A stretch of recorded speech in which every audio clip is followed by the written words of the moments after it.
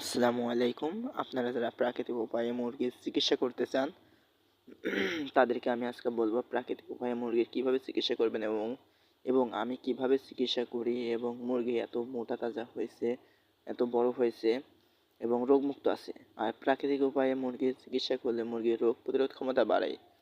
তো আজকে আমি আপনাদেরকে সেটাই জানাবো।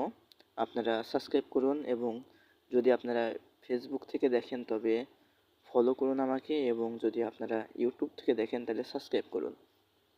তো চলুন শুরু করা।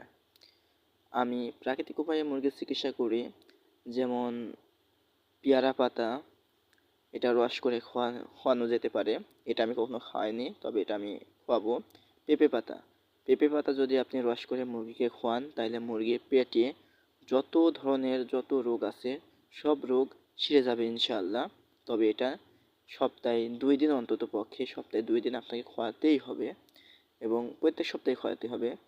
এবং যদি আপনি সেই সঙ্গে হলুদ, মানে কাঁচা হলুদ, যদি আপনি বেটে বা শুকনো হলুদ বা গুঁড়ো হলুদ যেটাই পারেন, যদি ভালো গুঁড়ো হলুদ বা কাঁচা হলুদ আপনি বেটে এবং সেই সঙ্গে আপনি যদি সজনে পাতায় কিন্তু প্রচুর পরিমাণ ভিটামিন, ক্যালোরি থাকে।